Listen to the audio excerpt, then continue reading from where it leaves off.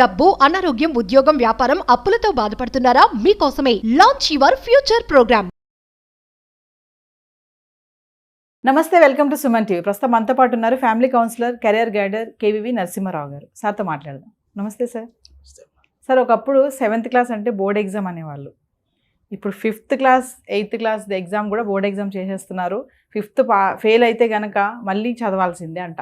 అంటే ఈ మార్పు అసలు ఎందుకు అంటారు? అంటే ఇప్పుడు 5th క్లాస్ పిల్లలు కూడా పాస్ అవ్వాలి ఖచ్చితంగా అంటే వాళ్ళకి ఇది భారమే అంటే ఏం చెప్తారు? ఇది ఒకప్పుడు డిటెన్షన్ సిస్టమ్ ప్రతి సంవత్సరానికి ఉండేదమ్మా. ఇది మళ్ళీ క్రమేణా కొన్ని మార్పులు ఇలా జరిగింది. సహజంగా ఏంటంటే elementary school, primary school, high school అని 3 రకాలుగా మనం విభజిస్తాం. అప్ 10వ తరగతి కూడా. మరి ప్రతి స్టేజ్లో కూడా వాళ్ళని నెక్స్ట్ స్థాయికి వెళ్ళడానికి వాళ్ళని పరీక్షించకపోతే నెక్స్ట్ స్థాయికి వాళ్ళ అర్హత ఉందో లేదో విషయం మనకి తెలియదు. ముందుగా వాళ్ళకి తెలియదు ఏ అర్హతతో నేను తర్వాత స్థాయికి వెళుతున్నాను విషయం వాళ్ళకి తెలిసేలా. డిటెన్షన్ అన్నది మరి పూర్తిగా వివరాలు ఇంకా బయటికి రాలేదు. ఎందుకంటే దాన్ని కూడా వాళ్ళ ఆప్షన్ కింద ఇచ్చారు. మిగతా రాష్ట్రాలకి అధికారం ఇచ్చారు. వాళ్ళు పెడితే పెట్టచ్చు, లేకపోతే మానేయచ్చు కూడా. కానీ పెడితే మంచిది అని నేషనల్ ఎడ్యుకేషన్ పాలసీలో మెన్షన్ చేయడం జరిగింది. అది ఇంకా ఇంప్లిమెంట్ చేయాలి. ఒకసారి ఎమర్జెన్సీలో జయాంధ్ర తెలంగాణ మూమెంట్లో 1973 టైంలో 7th క్లాస్ కామన్ ఎగ్జామ్ అని ఉండేది. 7th క్లాస్ కామన్ అంటే ఏంటంటే జిల్లా స్థాయిలో పరీక్ష జరుగుతుంది అన్ని స్కూల్స్కి కలిపి. అది తీసేయడం జరిగింది. తీసేసిన తర్వాత బ్రహ్మానంద రెడ్డి గారు ముఖ్యమంత్రిగా ఉన్నప్పుడు 8, 9 తరగతులు కూడా డిటెన్షన్ సిస్టమ్ తీసేశారు. తీసేయడం వలన ఏం జరిగిందంటే 10th వరకు వెళ్ళిపోయేవాళ్ళు. 10th దగ్గర పాస్ పర్సంటేజ్ పడిపోయేది. కానీ ఇప్పుడు మరి ఏం జరుగుతుందో తెలియదు, కానీ పాస్ పర్సంటేజ్ బాగా పెరుగుతుంది 10thలో కానీ ఇంటర్మీడియట్లో కానీ. అది ఏ రకంగానో అన్నది అది చాలా ఆశ్చర్యకరమైన విషయం. కాబట్టి డిటెన్షన్ ఉండడం ఒక రకంగా మంచిదే. కాకపోతే ఆ డిటెన్షన్ తర్వాత పిల్లవాడు కానీ పిల్ల కానీ మానసికంగా ఇబ్బంది పడకూడదు. వాళ్ళు ఇది నా ఎండ్ పాయింట్ అనే విషయం తెలుసు అన్నట్టుగా వాళ్ళ మానసిక స్థితి లేకుండా ఉండాలి అంటే వాళ్ళని స్కూలింగ్ సిస్టంలోనే డిటెన్షన్ సిస్టమ్ ఉంది అన్నట్టుగా ప్రిపేర్ చేసుకుంటూ 5వ తరగతిలో డిటెన్షన్ ఉందిలే 5వ తరగతి వరకు నేను ముందుకు వెళ్ళిపోవచ్చు అని కాకుండా చిన్న టెస్టుల ద్వారా వాళ్ళు ప్రిపేర్ చేయాలి. 5వ తరగతి బోర్డ్ ఎగ్జామ్కి వీళ్ళని ప్రిపేర్ చేయగలిగితే 2వ తరగతి 3వ తరగతి 4వ తరగతుల్లో కూడా అప్పుడు దానికి వాడు మా యుద్ధానికి వెళ్ళగలుగుతాడు. అప్పటి వరకు వీడిని వదిలేసేసి అప్పుడు నువ్వు వెళ్ళు అంటే దాన్ని చూసి భయపడిపోతూ వాడు సరిగ్గా పెర్ఫామ్ చేయలేకపోవచ్చు. కానీ 3 స్థాయిలో 3 రకాలుగా వెళ్ళడం అన్నది ఒక రకంగా మంచిదే. కాకపోతే మన స్కూల్స్లో ఉన్న డిఫరెన్సెస్ ఉన్నాయి కదా, ప్రైవేట్ స్కూల్స్, గవర్నమెంట్ స్కూల్స్. అందులో మళ్ళీ డిటెన్షన్ ఎక్కడెక్కువ జరుగుతుంది ఇవన్నీ కూడా చూసుకోవాల్సి వస్తుంది. అంటే సార్ 5th క్లాస్ వరకు క్వాలిటీ ఎడ్యుకేషన్ అందట్లేదని అనుకోవచ్చా? అందుకే వచ్చింది మార్పు అంటే యాక్చువల్గానమ్మా ఆర్ట్ ఆఫ్ అంటే మన ఎలా అంటే రైట్ ఆఫ్ ఎడ్యుకేషన్ ఉండాలి. రైట్ టు ఎడ్యుకేషన్ 10వ తరగతి వరకు కనుక ఒకే తరహా స్కూల్స్ ఉన్నట్లయితే ఇవన్నీ కూడా పెట్టడం సమంజసం. లేకపోతే ఏం జరుగుతుందంటే కొన్ని ప్రైవేట్ స్కూల్స్లో బాగా చెప్తారు, కొన్ని స్కూల్స్లో చెప్పకపోవచ్చు, కొంతమంది ఇన్ఫ్రాస్ట్రక్చర్ ఉండొచ్చు, కొంత ఇన్ఫ్రాస్ట్రక్చర్ లేకపోవచ్చు. వాళ్ళు అర్థం చేసుకునే విధానంలో చాలా మార్పులు, చాలా భేదాలు ఉంటాయి. దానివల్ల ఏం జరుగుతుందంటే యూనిఫామ్గా ఎవాల్యుయేట్ చేయలేం.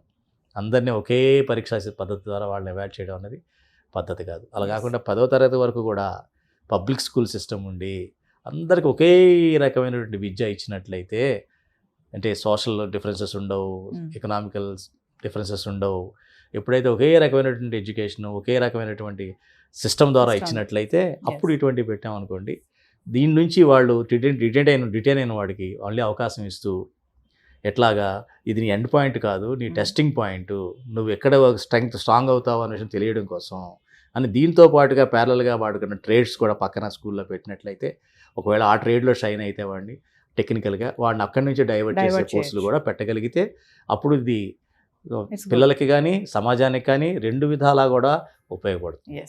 కొంతమంది అంటున్నారు డిటెన్షన్ పాలసీ అనేది 8th క్లాస్ వరకు అయితే ఓకే, కానీ 5th క్లాస్ పిల్లలకి ఆ ఏజ్ పిల్లలకి ఇది కొంచెం భారమే వాళ్ళకి అని అంటున్నారు. ఇది ఎలా చూడొచ్చు? అది లాజిక్ ఏం లేదమ్మా. ఇప్పుడు అలా అనుకుంటే ఓపెన్ స్కూల్ సిస్టమ్ కూడా వచ్చింది. ఓపెన్ స్కూల్ అని 10th క్లాస్ ఎగ్జామ్ పెడుతున్నారు. ఇప్పుడు స్కూల్కి వెళ్ళకపోయినా కూడా ఆ ఓపెన్ స్కూల్లో నీకు ఇంత వయసు ఉన్నట్లయితే 10th క్లాస్ ఎగ్జామ్ రాయొచ్చు. కాబట్టి దానికి లాజిక్ ఏం లేదు. టెస్టింగ్ చేయడం అనేది మనిషికి ఎప్పుడైనా సరే వీడు పరీక్షించబడతాడనే విషయం తెలిస్తేనే వాళ్ళు కొంచెం స్ట్రాంగ్గా తయారవుతారు. అంటే పిల్లల్ని మెంటల్లీ వాళ్ళని స్ట్రాంగ్ చేయాలంటారా? 5th క్లాస్ నీకు బోర్డ్ ఎగ్జామ్ ఉందిరా అని అది చెప్పాల్సిన పనే ఉందమ్మా, అది ఎగ్జామ్ అంతే. బోర్డు ఎగ్జామ్ అదొక సిస్టమ్ పెట్టారు, అంతేగా దాన్ని భూతంగా ఎందుకు చూపించాలి? అట్లాగే చూపించేవాళ్ళు పాత రోజుల్లో. అప్పుడు 10th క్లాస్ వరకు కూడా నేను చెప్పా కదా, 10th క్లాస్ వరకు కూడా పబ్లిక్ ఎగ్జామ్ ఉండేది కాదు.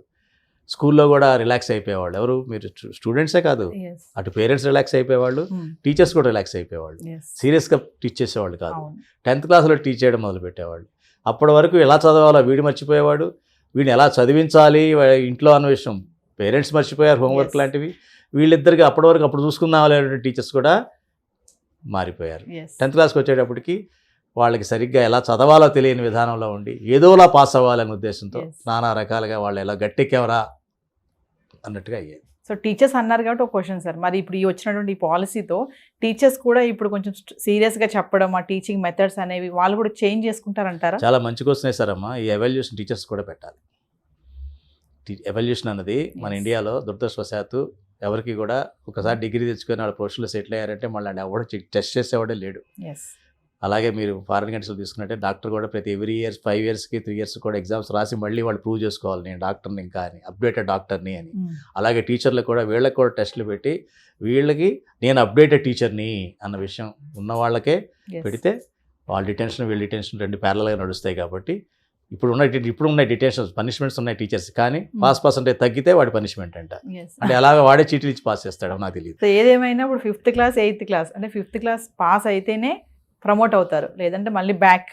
అంటే ఇది ఇంప్లిమెంటేషన్ అనేది సిస్టమ్ ఎలా ఉందో ఇంకా తెలియదమ్మా. డిటెన్షన్ పెట్టాలని నిర్ణయించారు కానీ మోడాలిటీస్ ఇంకా పూర్తిగా, ఒకవేళ డిటైన్ అయితే ఎన్నిసార్లు ఛాన్సెస్ ఇవ్వాలి, ఎన్ని అటెంప్ట్స్ ఇవ్వాలి, ఒక అటెంప్ట్ చూస్తే ఆ పిల్లవాడిని మళ్ళీ ఎట్లా నేను చెప్పినట్టు ఇందాక వాళ్ళకి వేరే వే అవుట్ ఏమన్నా మంచి వే అవుట్ ఎలా ఇవన్నీ ఇంకా I think they are still working it out. So ఓవరాల్గా మీరేం చెప్తారు? 5th క్లాస్ అనేది పెట్టడం డిటెన్షన్ పాలసీలో ఇది కరెక్ట్ అంటారా ఫైనల్గా? నా వరకు చూస్తే కరెక్టేనమ్మా. పర్వాలేదు, సీరియస్నెస్ ఉంటుంది టీచర్స్లో, టీచర్స్కి పేరెంట్స్కి. అంటే మామూలుగా ఇప్పుడు 5th క్లాస్ అన్నారు, మొన్న 7th అన్నారు, 7th తీశారు, మళ్ళీ 8th అన్నారు, కమింగ్ టు 10th కూడా తీసేసే ఛాన్సెస్ ఏమైనా ఉంటాయంటారా? తర్వాత 10th కూడా ఉండకుండా ఇంకా బోర్డ్ ఎగ్జామ్ లాగా ఏమి ఉండకుండా ఏమో ప్రతి సంవత్సరం పెట్టమని వీళ్ళే అడుగుతారేమో పిల్లలు, పేరెంట్స్ అలవాటు అయ్యి పిల్లలు బుద్ధిగా చదవడం చూసి చూడాలి సార్ మరి ఎలాంటి ఇన్ఫర్మేషన్ వస్తుంది. చూద్దాం. Thank you.